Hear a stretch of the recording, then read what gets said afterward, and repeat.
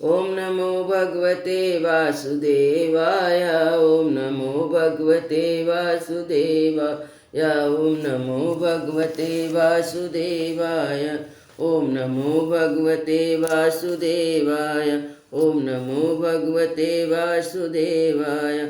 नारायणं नमस्कृत्य नरं चैव नरोत्तमं देवी सरस्वती व्यासं ततो जयमुदीरयेत्। नष्टप्रायेषु अभद्रेषु नित्यं भागवत सेव्या भगवती उत्तमश्लोके भक्ति भवति नष्टिकीं। कृष्णाय वासुदेवाय देवकी नन्दनाय च नन्दगोपकुमाराय गोविन्दाय नमो नमः। मूकं करोति वाचालं पङ्गुलङ्घते गिरिं यत्कृपातमहं वन्दे परमानन्दं माधवम्। श्रीमद्भागवतम महापुराण चतुर्स्कंद अध्याय 7। मैत्रेय जी कहते हैं, महाबाहो विदुर जी, ब्रह्मा जी के इस प्रकार प्रार्थना करने पर भगवान शंकर ने प्रसन्नतापूर्वक हंसते हुए कहा। श्री महादेव जी ने कहा, प्रजापति, भगवान की माया से मोहित हुए दक्ष जैसे ना समझो के अपराधी की ना तो मैं चर्चा करता ना याद। मैंने तो केवल सावधान करने के लिए उन्हें थोड़ा सा दंड दे दिया। दक्ष प्रजापति का सिर जल गया है, इसलिए उनके बकरे का सिर लगा दिया जाए और भगदेव मित्रदेव के नेत्र से अपना यज्ञ भाग देखे। पूसा पिसा हुआ अन्न खाने वाले हैं, वे उसे यजमान के दांतों से भक्षण करें तथा अन्य सब देवताओं के अंग प्रत्यंग भी स्वस्थ हो जाए, क्योंकि उन्होंने यज्ञ से बचे हुए पदार्थों को मेरा भाग निश्चित किया है। अर्धवायु आदि यज्ञाग्नियों में से जिनकी भुजाएं टूट गई है, वे अश्विनी कुमार की भुजाओं से, और जिनके हाथ नष्ट हो गए हैं, वे पूषा के हाथ से काम करें। भृगु जी के बकरे की सी दाढ़ी मूछ हो जाए। मैत्रेय जी कहते हैं, बस विदुर, तब भगवान शंकर के वचन सुनकर सब लोग प्रसन्न चित्त से धन्य धन्य कहने लगे। फिर सभी देवता और ऋषियों ने महादेव जी से दक्ष की यज्ञशाला में पधारने की प्रार्थना की, और तब वे उन्हें और ब्रह्मा जी को साथ लेकर वहां गए।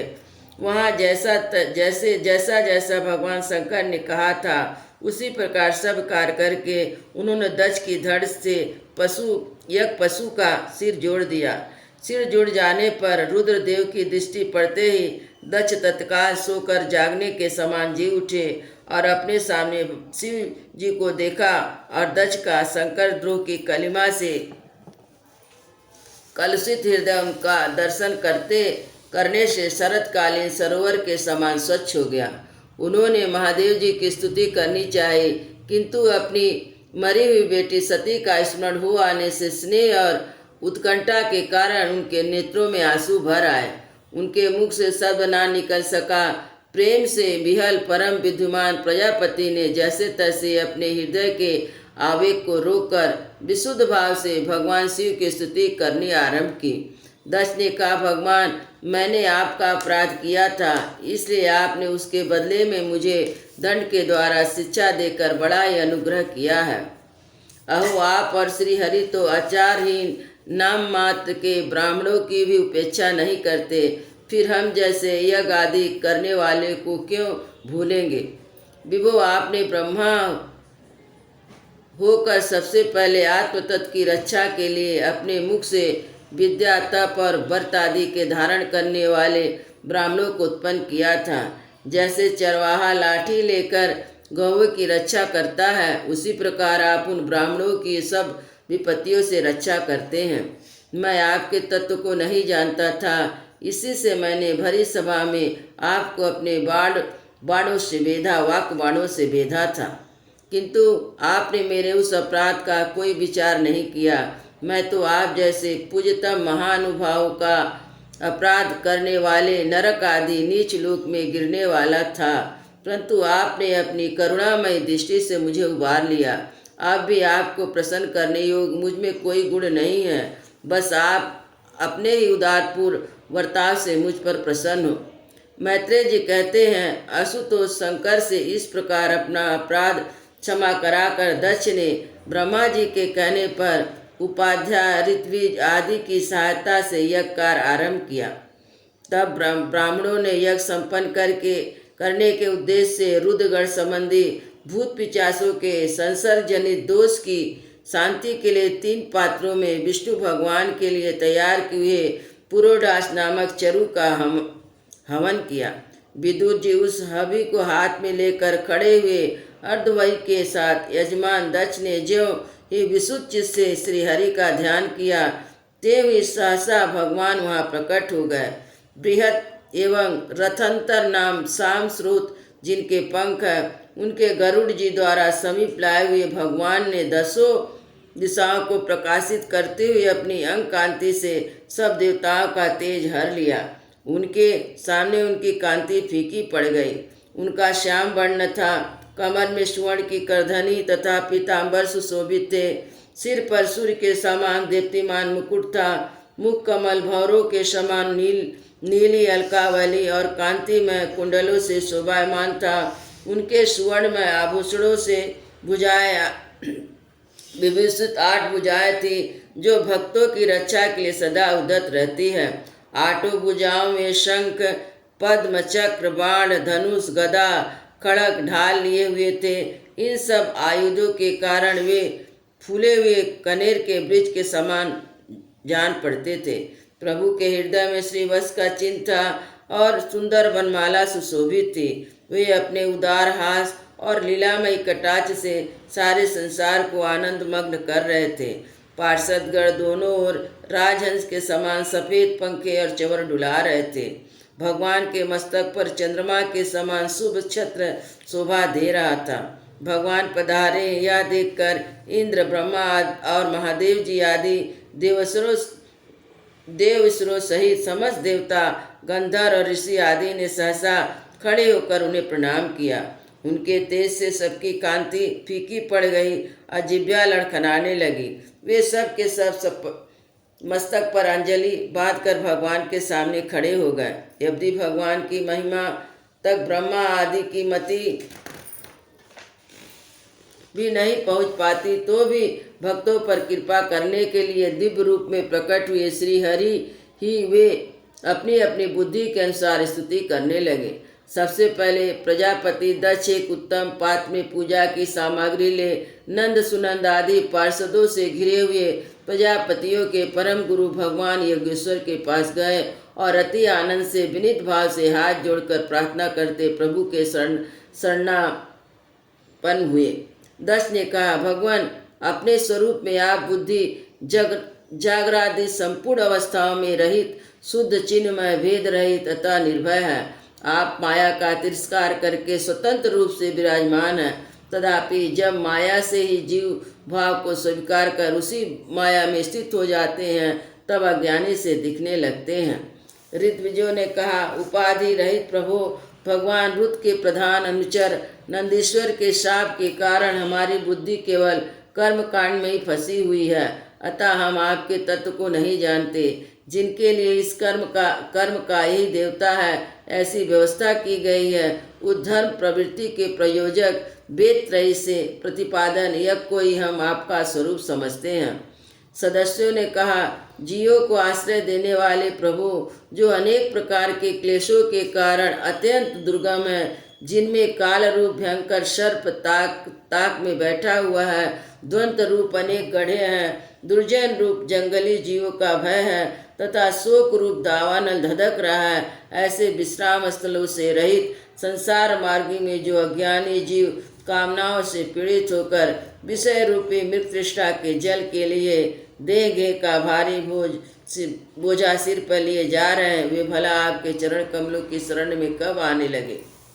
रुद्र ने कहा, वरदायक प्रभु, आपके उत्तम चरण इस संसार में सकाम पुरुषों को संपूर्ण पुरुषार्थ की प्राप्ति कराने वाले और जिन्हें किसी भी वस्तु की कामना नहीं है, वे निष्काम मुनिजन भी उनका आदर पूर्वक पूजन करते हैं। उनमें चित्त लगा लेने के कारण यदि अज्ञानी लोग मुझ आचरण भ्रष्ट कहते हैं तो कहें, आपके परम अनुग्रह से मैं उनके कहने सुनने का कोई विचार नहीं करता।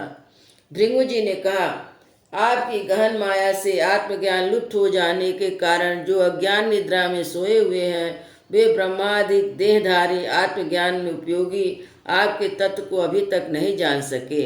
ऐसा होने पर भी आप अपने शरणागत भक्तों के तो आत्मा और हृदय हैं, अतः आप मुझ पर प्रसन्न होइए। ब्रह्मा जी ने कहा, प्रभु, पृथक पृथक पदार्थों को जानने वाली इंद्रियों के द्वारा पुरुष जो कुछ देखता है वह आपका स्वरूप नहीं है, क्योंकि आप ज्ञान, शब्दादिक विषय और श्रुत आदि इंद्रियों के अधिष्ठान हैं। ये सब आप में अदृश्य है, अतः आप इन मायामय प्रपंच से सर्वदा अलग है।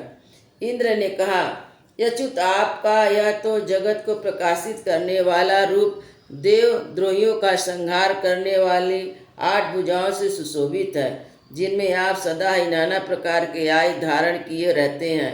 यह रूप अपने मन और नेत्रों को परम आनंद देने वाला है।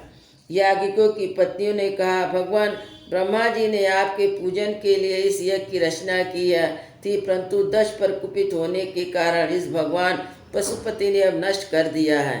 यज्ञ मूर्ति संसान भूमि के समान उत्सवहीन हुए हमारे उस यज्ञ को आप नील कमल सी कांति वाले अपने नेत्रों से निहार कर प्रवृत्त कीजिए। ऋषियों ने कहा, भगवान, आपकी लीला बड़ी अनोखी है, क्योंकि आप कर्म करते हुए भी उनमें निर्लेप रहते हैं।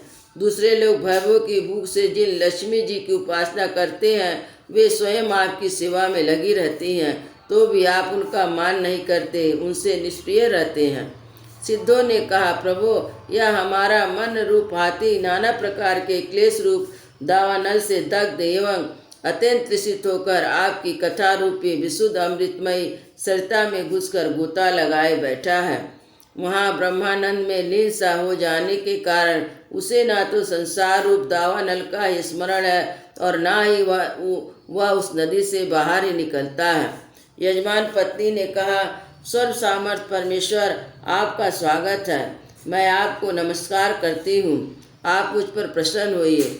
लक्ष्मीपति, अपनी प्रिया लक्ष्मी जी के सहित आप हमारी रक्षा कीजिए। यज्ञेश्वर, जिस प्रकार सिर के बिना मनुष्य का धड़ अच्छा नहीं लगता, उसी प्रकार अनंगों से पूर्ण होने पर भी आपके बिना यज्ञ की शोभा नहीं होती। लोकपालों ने कहा, अनंत परमात्मन, आप समस्त अंतकरण के साक्षी है। यह सारा जगत आपके ही द्वारा देखा जाता है, तो क्या माइक पदार्थों को ग्रहण करने वाली हमारी इन नेत्र आदि इंद्रियां कभी आप प्रत्यक्ष हो सके हैं? वस्तुतः आप है तो पंचभूतों से पृथक, फिर भी पंच भौतिक शरीरों के साथ जो आपका संबंध प्रतीत होता, यह आपकी माया ही है।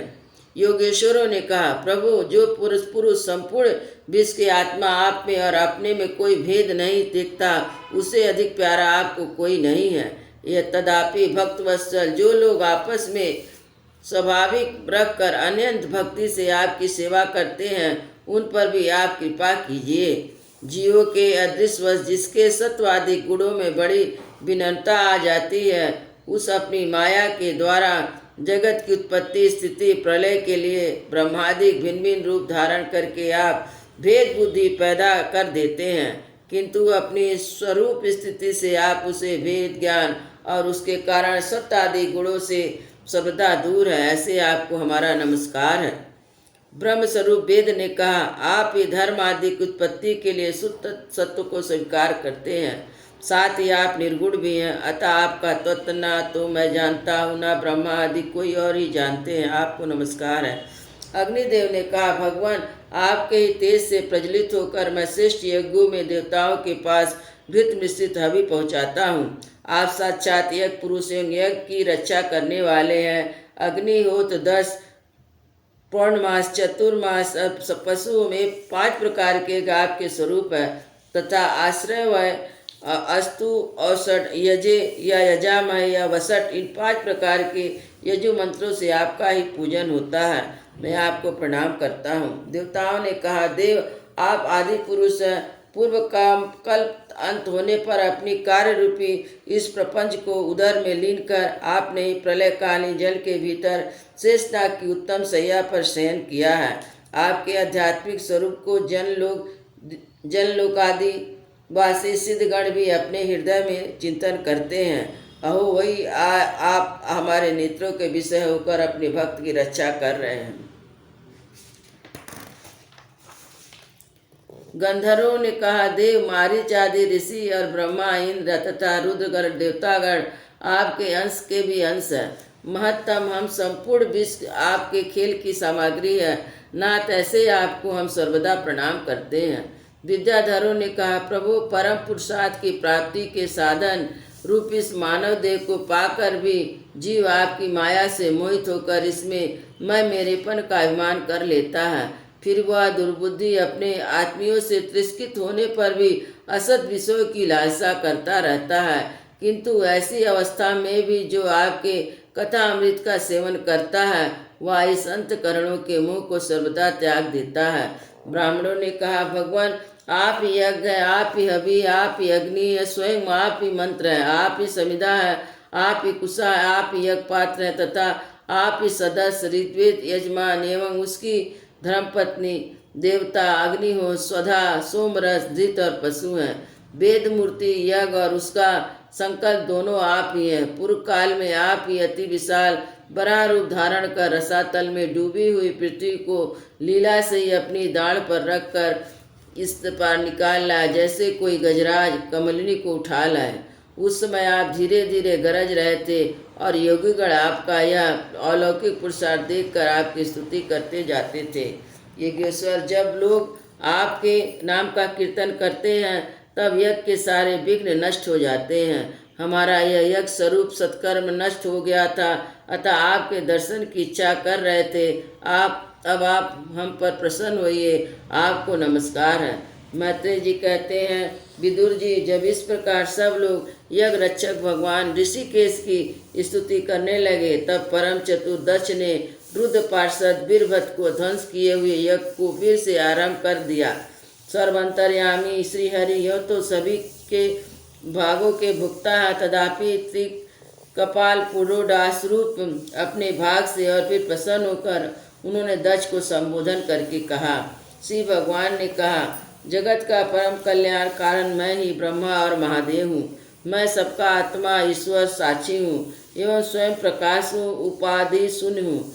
विप्रवर अपनी त्रिगुणात्मिका का माया को स्वीकार करके मैं ही जगत की रचना पालन संहार करता हूँ और मैंने ही उन कर्मों के अनुसार ब्रह्मा विष्णु शंकर ये नाम धारण किए हैं। ऐसा जो भेद रहित विशुद्ध पर ब्रह्म स्वरूप मैं हूँ, उसी में अज्ञानी पुरुष ब्रह्मा रुद्र अन्य समस्त जीवों को भिन्न भिन्न रूप से देखता है। जिस प्रकार मनुष्य अपने सिर हाथ आदि अंगों से मुझसे भिन्न ऐसी बुद्धि कभी नहीं करता, उसी प्रकार मेरा भक्त प्राणी मात्र को मुझसे भिन्न नहीं देखता। ब्रह्मन हम ब्रह्मा और विष्णु महेश्वर तीनों स्वरूपतः एक ही हैं और हम संपूर्ण जीव रूप हैं, अतः हमें कुछ भी भेद नहीं है, वही शांति प्राप्त करता है। मैत्रेय जी कहते हैं, भगवान के इस प्रकार आज्ञा देने पर प्रजापति के नायक दक्ष ने उनका त्रिकपाल यज्ञ द्वारा पूजन करके फिर अंगभूत प्रधान दोनों प्रकार के यज्ञों से अन्य सब देवताओं का अर्चन किया। फिर एकाचित होकर भगवान शंकर का यज्ञ शेष रूप उनके भाग से यजन किया। तो समाप्ति किए जाने पर उदवशान नामक कर्म से अन्न सोमपाई एवं दूसरे देवताओं का यजन कर यज्ञ का उपसंहार किया। अंत में ऋद्विजों के सहित अवभृत स्नान किया। फिर जिन्हें अपने पुरुषार्थ से सब प्रकार की सिद्धियां प्राप्त थी, उन दक्ष प्रजापति को तुम्हारी सदा धर्म में बुद्धि रहे ऐसा आशीर्वाद देकर सब देवता स्वर्गलोक को चले गए। विदुर जी, सुना है कि दक्ष सुता सती जी ने इस प्रकार अपना पूर्व शरीर त्याग कर फिर हिमालय की पत्नी मेनका के गर्भ से जन्म लिया था। जिस प्रकार प्रलय काल में लीन हुई शक्ति सृष्टि के आरंभ में फिर ईश्वर का ही आश्रय लेती है, उसी पर अन्य पारायण श्री अंबिका जी ने उस जन्म में भी अपने एकमात्र आश्रय प्रियतम भगवान शंकर का ही वर्ण किया।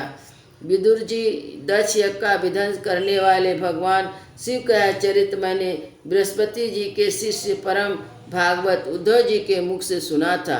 कुरुनंदन श्री महादेव जी का यह पावन चरित्र यश और आयु को बढ़ाने वाला तथा पाप पुंज को नष्ट करने वाला है। जो पुरुष भक्ति भाव से इसका नित्य प्रति श्रवण और कीर्तन करता है वह अपनी पाप राशि का नाश करता है। वृंदावन बिहारी लाल की जय।